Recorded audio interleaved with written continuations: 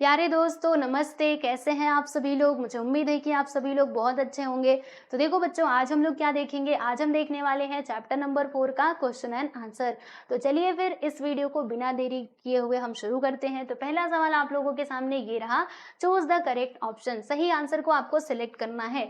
तो पहला, like there are landforms on land. जैसे हम लैंड पे देखते हैं कि कैसे लैंडफॉर्म होता है, वैसे ओशन में भी होता है। वाई, क्यों ऐसा होता है? क्योंकि देखो लैंड कैसा है बच्चों, कंटिन्यूअस है ना। ये कैसा होता है, ये हर जगह इसका लेवल सेम नहीं होता है। इसीलिए जैसे पानी को हम देखें तो पानी का लेवल कैसे सेम होता है, इसका सेम नहीं होता है, इसीलिए ऐसा होता है। ठीक है, फिर which part of the ocean floor is most useful to the man. यानी कौन सा ओशियन फ्लोर मतलब ओशियन फ्लोर का कौन सा ऐसा पार्ट है जो मनुष्य के लिए ज्यादा यूजफुल होता है, तो वो है आपका कंटिनेंटल शेल्फ। ठीक है, हमने देखा था ना, यहाँ पर जो फिशेज हैं वो आपको देखने के लिए मिलती हैं, मछलियां, और क्या देखने के लिए मिलता है, और क्योंकि मछलियों का खाना यहाँ पर होता है ना, तो मछुआरे लोग जो होते हैं, ठीक है, वो यहीं पे ज्यादातर करके फिशिंग एक्टिविटी को परफॉर्म करते हैं।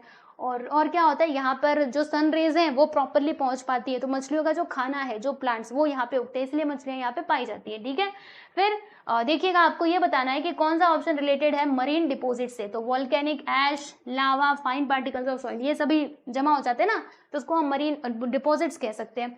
यहाँ पे क्या है, क्वेश्चन नंबर 2 का एक, name the landform shown in the figure. यानी कि इस फिगर में जो लैंडफॉर्म्स दिखाए गए इनके नाम आपको लिखने हैं।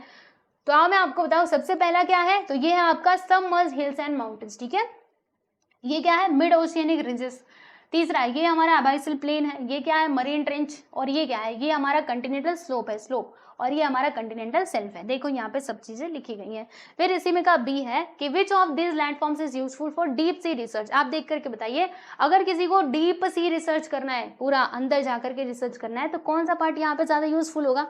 बोलो बोलो, जल्दी से बोलो। सबसे पहला यही सबसे ज्यादा अंदर है, यानी कि मरीन ट्रेंच जो है, मतलब ये जो ट्रेंच है वो ज्यादा यूजफुल होगा। और दूसरी बात, ये जो ये है, ये प्लेन, मतलब ये, ठीक है, यहाँ पर भी आकर के वो क्या कर सकते हैं, रिसर्च कर सकते हैं। देखो इसका आंसर ये हो जाएगा कि सबमर्ज्ड, कहाँ गया, mid oceanic submerged hills and mountain, यानी बीच में, मतलब जो हमारा महासागर रहेगा उसके बीच वाला पार्ट, जो भी मिड ओशियनिक ये रहेंगे, हिल्स एंड माउंटेन्स, वहां पे वो जा सकते हैं। और जो मरीन ट्रेंचेस है उसमें भी वो जाकर के स्टडी कर सकते हैं, क्योंकि वो काफी नीचे होते हैं। नेक्स्ट है यहाँ पे सी, उसी में से पूछा गया कि which of these are appropriate to be used for the protection of marine borders and naval base building. यानी कि यहाँ पर आपको नेवल, ठीक है, इसको नेवल कहेंगे। इसका मतलब क्या हुआ कि कौन सा अप्रोप्रिएट है, किसके लिए, प्रोटेक्शन ऑफ मरीन बॉर्डर्स, यानी जो आपका मरीन बॉर्डर है, यानी महासागर का जो बॉर्डर है उसके प्रोटेक्शन के लिए, और नवल बेस बिल्डिंग है। इसका मतलब क्या हुआ कि जैसे हमारी सेना होती है ना, नेवी वाली सेना, ठीक है, नेवल से ही आप समझ जाइएगा, नेवी वाली सेना का अगर यहाँ पे मान लीजिए वो बनाना है अड्डा, ठीक है, सेना का अड्डा बनाया जाता है ना, जैसे थल सेना है तो उसका क्या करेंगे, उसका एक पर्टिकुलर प्लेस बनाते हैं। ओके, तो वैसा बनाने के लिए कौन सा यूजफुल है वो आपको बताना है। तो देखिएगा यहाँ पे क्या क्या यूजफुल हो सकता है, तो देख लेते हैं। The continental shelf and the continental slope are appropriate to be used for the protection of marine borders and naval based building. Okay, submarines can be placed here and the marine borders can be protected. यानी क्या कर सकते हैं प्यारे दोस्तों, तो ये दोनों यहाँ पे ज्यादा यूजफुल होते हैं प्रोटेक्शन के हिसाब से, और जो नेवल बेस्ड बिल्डिंग बनाना है वो भी आप बना सकते हो। ठीक है स्टूडेंट, चलिए आगे बढ़े। Give geographical region. Geographical region आप लोगों को देना है एक एक करके, ठीक है, आइए समझते हैं। पहला है कि the study of ocean floor is useful to man. मतलब जो ओशियन फ्लोर की स्टडी है ये यूजफुल होता है मैन के लिए। अब इसके पीछे का आपको भौगोलिक कारण बताना है, यानी कि जियोग्राफिकल एक्सप्लेनेशन बताना है। ठीक है, तो आइए हम एक एक करके लाइन बाय लाइन सारी चीजों को समझते हुए चलेंगे। तो सारे बच्चों का ध्यान में चाहती हूँ कि यहाँ पर हो इस बोर्ड पर, ठीक है, तभी का है। चलिए देखिए, पहला point, land submerged below the oceanic water is called the ocean floor. Ocean floor किसको कहा जाता है, तो वो लैंड जो क्या होता है, ओशियन वाटर के नीचे वाला एरिया होता है। ठीक है, the ocean floor relief consists of all submerged landforms. ठीक है, फिर दूसरा point, the continental shelf. Shelf क्या होता है, ये बहुत इंपॉर्टेंट होता है from the point of human के हिसाब से। ठीक है, it has extensive fishing ground, है ना, यहाँ पर जो कंटिनेंटल शेल्फ है वहाँ पे फिशिंग ग्राउंड ज्यादा होती है, एंड एबिडेंट रिसोर्सेज लाइक, और यहाँ पे रिसोर्सेज भी मिलते हैं बहुत सारे, जैसे कि नेचुरल गैस हो गया, मिनरल ऑयल हो गया, और भी अलग अलग प्रकार के जो मिनरल्स है वो यहाँ पर हम ऑब्टेन कर सकते हैं by mining the continental shelf में खुदाई करके। ठीक है स्टूडेंट, अच्छा और बताओ, the mid oceanic submerged hills and marine trenches are geologically the most active areas of the ocean bed in the world. यानी कि ये जो है mid oceanic submerged hills and marine, ये मरीन ट्रेंचेस, ठीक है, ये काफी ज्यादा एक्टिव होते हैं। There are many active volcanoes here, यानी कि यहाँ पर एक्टिव वोल्केनोज पाए जाते हैं। And these areas are also earthquake prone areas, ठीक है, अर्थक्वेक मतलब आप समझिएगा अर्थक्वेक का यहाँ से निर्माण हो सकता है, ठीक है। तो earthquakes and volcanic eruptions occurring in the ocean bed give rise to tsunami in nearby coastal areas, यानी कि अर्थक्वेक आए या फिर वोल्केनिक इरप्शन हो तो जो कोस्टल एरियाज है ना स्टूडेंट्स, वहां पे क्या आ सकता है, सुनामी का खतरा रहता है। सुनामी मतलब पूरा पानी जो है ना वो आपके एरिया में आ जाएगा, ठीक है। Moreover, the study of ocean floor is useful to man because it helps one to understand ocean pollution, ठीक है, क्लाइमेट चेंजेस, अनटैप रिसोर्सेज यानी जो रिसोर्सेज अवेलेबल है, ठीक है, like mineral oil resources, natural gas etcetera. So changes in the currents, changes in currents, behaviour of marine organisms etcetera. ठीक है student, समझ में आया? नहीं समझ में आया एक बार फिर से बताती हूँ। देखो यहाँ तक तो आपको समझ में आया। सबसे पहले हमने ना जो ओशियन है उसके इंपॉर्टेंस बताए, इसमें क्या क्या होता है ये सारी चीजें। यहाँ पे बोला था कि the study of ocean floor is useful to man, मतलब उसकी स्टडी करना यूजफुल होता है मैन के लिए। तो जब हम स्टडी करेंगे तभी तो हमें ये सारी बातें पता चलेंगी, है ना, उसके अंदर कौन कौन सी रिसोर्सेज हैं, पॉल्यूशन के बारे में पता चलेगा। अभी आप लोगों ने पढ़ा तभी तो आपको समझ आया कि हमें पानी को गंदा नहीं करना चाहिए। समुद्र में हम जो प्लास्टिक कूड़ा करकट जो फेंक देते हैं, जो गंदी नालियों के पानी बहा देते हैं, वो सब कुछ नहीं करना चाहिए। ये हमें पढ़ने के बाद पता चला ना, इसलिए स्टडी बहुत ज्यादा जरूरी होती है। ठीक है, चलिए आगे चले। फिर अगला है the continental shelf is a paradise for fishing activity, यानी कि जो कंटिनेंटल शेल्फ है ना ये पैराडाइज है फॉर फिशिंग एक्टिविटी। पैराडाइज का मतलब क्या होता है? काफी अच्छा है, बिल्कुल सही, काफी अच्छा है। क्यों अच्छा है? क्योंकि ये जो कंटिनेंटल शेल्फ होता है ना स्टूडेंट, यहाँ पे वो जो इनका खाना है ना वो वाले प्लांट्स यहाँ पे उगते हैं, मछलियाँ आती है फिर खाने के लिए, और वहाँ पे आपको फिशिंग एक्टिविटी ज्यादा देखने के लिए मिलेगी। तो देखिए, the land near the coast submerged under the sea is called continental shelf. This is the shallowest part of the ocean, ये सेलोवेस्ट पार्ट है, right. As this part is shallow, sunlight क्या होता है यहाँ पे डायरेक्टली पहुंच जाता है, और एल्गे प्लैंक्टन जो क्या होते हैं, जो मछलियों का खाना होते हैं, वो यहाँ पे ग्रो करते हैं, तो फिशेज यहाँ पर आती है। इसीलिए ये जो कंटिनेंट है वो पैराडाइज है, किसके लिए? For fishing activity. यहाँ पे फिशिंग की एक्टिविटी करोगे आपको बहुत ज्यादा फायदा मिलेगा इससे।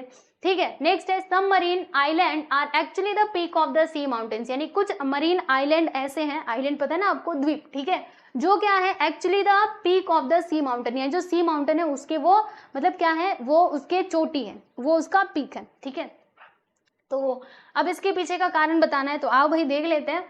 पहला कि the hills and mountains found on the ocean bed are called submerged hills and mountain, यानी सबमर्ज्ड हिल्स एंड माउंटेन हम किसको कहेंगे? तो वो हिल्स एंड माउंटेन जो कहाँ पे पाए जाते हैं? ओशियन बेड पे, यानी कि ओशियन का जो जमीन होता है उसमें जो पाए जाते हैं। ठीक है, दूसरा पॉइंट कि this hills are hundreds of kilometres wide and 1000 kilometres of चौड़ा, यानी कि वाइड होते हैं, यानी कहने का मतलब क्या है कि ये काफी लंबे होते हैं, काफी चौड़े होते हैं। ठीक है, and peaks of few submerged hills reach above the sea level, यानी कि कुछ पहाड़ियां ऐसी होती है, कुछ पर्वत ऐसे होते हैं जिनका जो पीक है, जिनकी चोटी है वो सी लेवल से ऊपर जाती हुई दिखाई देती है ना, जो आइलैंड के रूप में हमें दिखाई देती है। ठीक है, जैसे यहाँ पे एग्जाम्पल आप देख सकते हो, अटलांटिक ओशियन में क्या है प्यारे बच्चों? आइसलैंड, चारों तरफ से पानी है। ठीक है, और वो आप समझिएगा कि वो क्या है? पीक है, मतलब माउंटेन का हिस्सा है। ठीक है, Andaman and Nicobar island in the bay of Bengal etcetera. ठीक है, बे ऑफ बंगाल में ये जो अंडमान एंड निकोबार है इसके भी चारों तरफ पानी ऊपर से ये उठा हुआ है। Okay, the submarine island are actually the peaks of sea mountains. Okay, चलो समझ आ गया। नेक्स्ट है कि the continental slope is considered to be the boundary of continents, यानी कि जो कंटिनेंटल स्लोप है, मैंने पढ़ाते टाइम पे बताया था कि कंटिनेंटल स्लोप को हम क्या कंसिडर करते हैं कि ये क्या है? कंटिनेंट्स का बाउंड्री है। अब बताओ भैया इसके पीछे का कारण, आओ जी बता देते हैं। पहला पॉइंट कि once the extent of continental shelf ends the slope of the sea bed becomes steeper which is called as the continental slope. सबसे पहले कंटिनेंटल स्लोप बता दीजिए। जब आपका कंटिनेंटल शेल्फ समाप्त हो जाता है, मान लीजिए कंटिनेंटल शेल्फ है ये खत्म, अब यहाँ से कंटिनेंटल स्लोप शुरू हो जाएगा, जो कैसा होता है? जो ढलान की जैसा होता है, स्टीपर होता है। ठीक है, and the depth of the slope, इसका डेप्थ कितना होता है? 200 मीटर से 3600 मीटर तक हो सकता है। In some places it is more, कुछ जगह पे ज्यादा होता है। Okay, the continental slope is narrow and its lower boundary is considered to be the boundary of continents. ठीक है, चलिए next. The disposal of waste material in the ocean by man is harmful to the environment, यानी जो हम waste material dispose कर देते हैं हमारे समुद्र के अंदर वो क्या होता है? नुकसानदायक होता है। बताइए क्या सही बात है?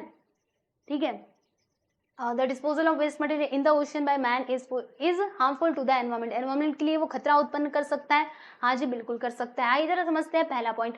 Deposition of many materials coming from land keeps occurring in the seas and oceans, keeps occurring in the seas and ocean, this in the form of natural deposits and sediments। जैसे कि अगर जमीन के ऊपर से कोई नदी बहा करके लेकर के आ रही है कोई मटेरियल, जैसे पेड़ों के अवशेष हो गए, यानी जो पेड़ है टूट करके गिर गए हैं वो आ जाते हैं उसके साथ, कोई खरपतवार आ जाता है, कोई एनिमल मरा है वो समुद्र के अंदर चला आता है, तो चलो इससे कोई प्रॉब्लम नहीं है क्योंकि वो क्या है, वो नेचुरल चीजें हैं, वो आकर के पानी में जाकर के पूरा गल मिल जाएंगे उसी में, ठीक है, तो ये हो जाएगा, है ना। लेकिन अब ये तो नेचुरल चीजें, उससे तो ज्यादा कुछ नुकसान होगा नहीं, लेकिन जो हम वेस्ट फैलाते हैं, जो हम समुद्र के अंदर देखो क्या क्या डालते हैं, सवेज यानी कि गंदी नली नालियों का पानी, फिर ठीक है सॉलिड वेस्ट डाल देते हैं, रेडियो एक्टिव मटेरियल उसके अंदर डाल दिया, वेस्ट केमिकल्स डाल दिया, प्लास्टिक डाल दिया, तो इन सबसे डेंजर सिचुएशन बन सकती है सी के अंदर, ठीक है। तो waste poses danger to the ocean bed and sea water, okay, hydrosphere. Moreover they are extremely harmful to the marine life and environment, therefore disposal of waste material in the ocean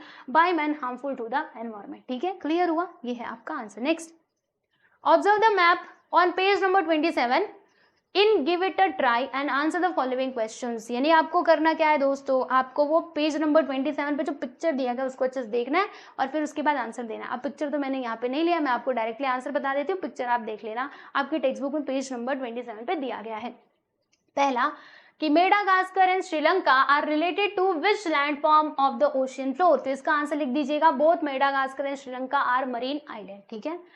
next, near which continent are these land forms located, तो मतलब कहाँ पे ये located है, किस continent के पास, okay. Sri Lanka is located near the continent of Asia, है ना, एशिया के पास में ही तो लोकेटेड है आपका Sri Lanka. Where as Madagascar is located in the continent of Africa, ठीक है।